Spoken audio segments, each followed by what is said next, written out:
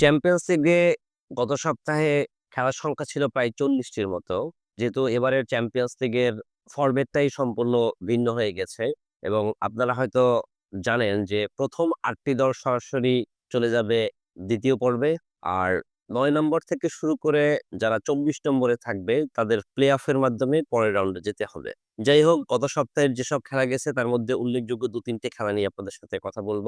১ম এই বলব যে যদি চ্যাম্পিয়ন্স লিগের আধিপত্যের কথা চিন্তা করি তাহলে একচেটিয়া স্পেনের যে লা লিগার যে দলগুলো সেগুলো তুঙ্গে আছে। তুঙ্গে বলতে আপনারা যদি বলেন, বার্সেলোনা আছে এই মুহূর্তে পয়েন্ট তালিকার ২য় অবস্থানে এবং তারা সরাসরি অলরেডি ২য় পর্বে কোয়ালিফাই করে ফেলেছে। তাদের কোনো প্লে অফ দরকার নেই। তারপরে অ্যাটলেটিকো মাদ্রিদ তারা পয়েন্ট তালিকার ৫ নম্বরে চলে এসেছে। তাদেরও যথেষ্ট সম্ভাবনা আছে ২য় পর্ব উঠে যাবে সরাসরি। তাদের সামনেও একটা ম্যাচ বাকি আছে। কিন্তু সবচাইতে আশ্চর্যজনক যেটা করেছে হচ্ছে রিয়াল মাদ্রিদ, যারা ১ম ৫ ম্যাচের মধ্যে ৩ টি ম্যাচেই হেরেছিল।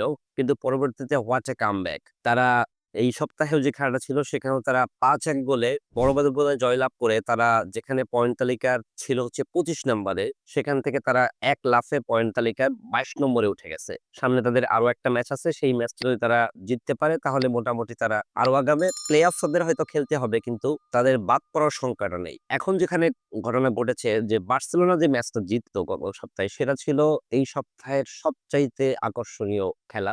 মোট ৯ টা গোল হয়েছে। ১ম গোলটা বেনফিকা দেয়। এরপরে বার্সেলোনা আবার সেই ম্যাচে ২-১ এ লিড নেয়। পরবর্তীতে আবার বেনফিকা ৪-২ গোলে এগিয়ে যায়। এরপরে আবার বার্সেলোনা নির্ধারিত সময়ের মধ্যে খেলায় সমতা ৪-৪ এ নিয়ে এসে সর্বশেষ যেটা চোখ জুড়ানোর মতো একটা গোল ছিল সেটা হচ্ছে রাফিনহিয়া।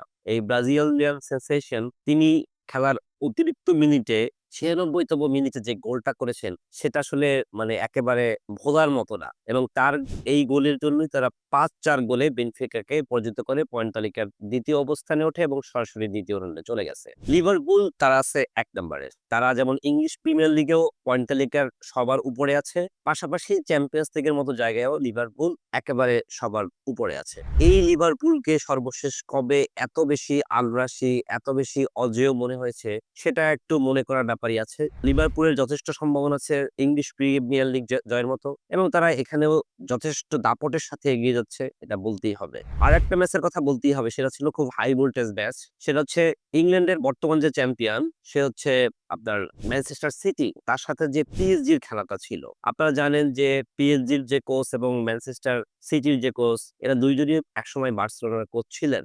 এই যে দুইজনের মধ্যে একটা লড়াই হলো, সেখানে ফার্স্ট হাফে একটা গোলও হলো না। কিন্তু সেকেন্ড হাফে মনে হয় যে কিভাবে কি ৬ টা গোল হয়ে গেল। ১ম ৩ মিনিটের মধ্যে ২ টো গোল দিয়ে ফেললো ম্যানচেস্টার সিটি।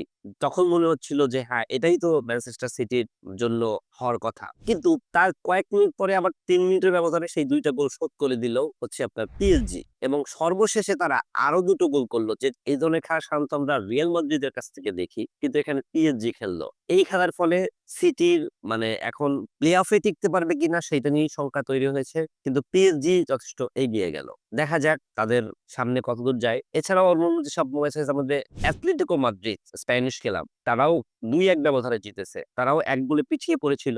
কিন্তু আর্জেন্টিনার যে বর্তমান সেনসেশন হুলিয়ান আলভারেজ, তিনি ২ টো গোল করেছেন। এই আলভারেজ আসলে কতদূর নিয়ে যেতে পারতেছেন বা কতদূর নিয়ে যাবে সেটা আসলে এখন দেখার বিষয়। যথেষ্ট ব্যালেন্স ফুটবল এই মুহূর্তে অ্যাটলেটিকো মাদ্রিদ খেলতেছে। তো যে কথা ১ম এই বলতেছিলাম যে স্প্যানিশ যে ৩ টা ক্লাব, ৩ টা ক্লাবের যে দাপট সেটা কিন্তু আমরা দেখতেই পাচ্ছি। যথারীতি রিয়াল মাদ্রিদ পয়েন্ট তালিকার এক পিছনের দিকে আছে, ঠিক আছে। কিন্তু তারাও যথেষ্ট ভালো কামব্যাক করেছে। আর চ্যাম্পিয়ন্স লিগ মানেই তো রিয়াল মাদ্রিদ সবচেয়ে ফেভারিট থাকবে। এটাই তো স্বাভাবিক। কিন্তু বার্সেলোনা এবং অ্যাটলেটিকো মাদ্রিদ তো তাদের উপর থেকেই চলে যাচ্ছে ২য় রাউন্ডে। এদিকে ইংলিশ ক্লাবের মধ্যে একমাত্র আর্সেনাল তারা বেস্ট ৮ এর মধ্যে ঢুকে পড়েছে।